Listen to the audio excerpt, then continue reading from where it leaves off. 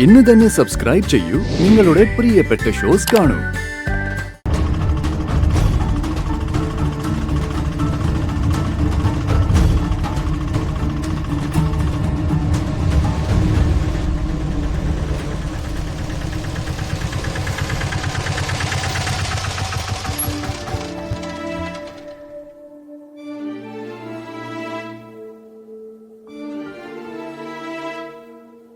വാരാകേട്ടാ, ഇറങ്ങ്. വാരാകേട്ടാ.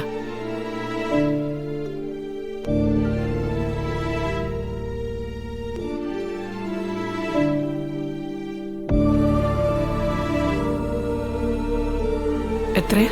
100.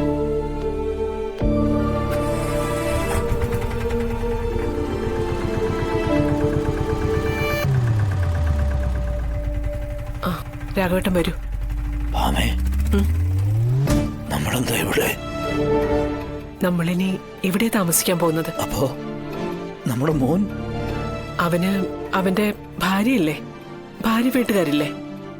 ആരുമില്ലാത്തത് നമുക്കല്ലേ? ഇവിടെ ആരുമില്ലാത്ത ഒരുപാട് പേരുണ്ട്.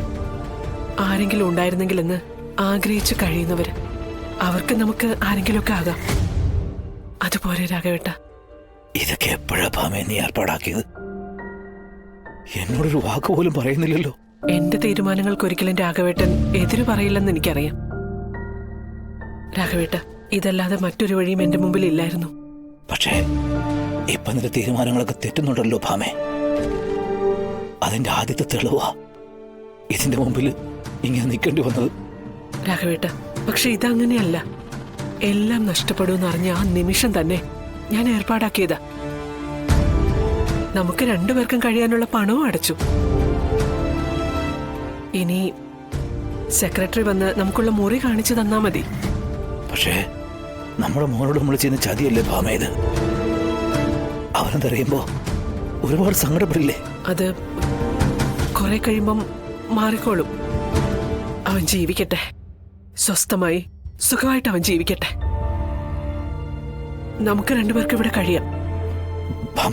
രാഘവേട്ടൻ വരൂ.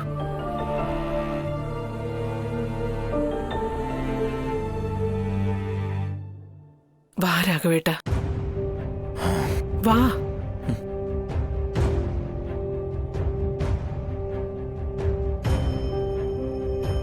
അധിക നേരമായോ വന്നിട്ട്?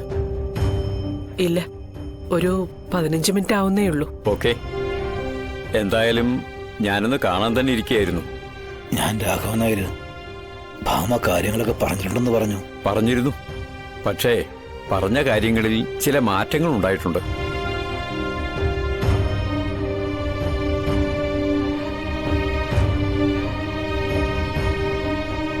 ഇത് അന്ന് വാങ്ങിയ പണമാ.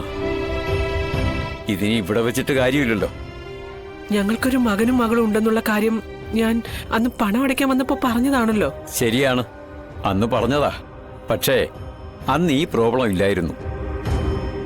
കഴിഞ്ഞ ദിവസം കൂടിയ മീറ്റിംഗിലാ ഇങ്ങനെയൊരു തീരുമാനം എടുത്തത്. അല്ല, ഞാൻ വേറൊരു വീട് അന്വേഷിച്ച് തന്നാ മതിയോ? എന്നാലും അതിനും ഒരു 2-3 ദിവസം പിടിക്കും.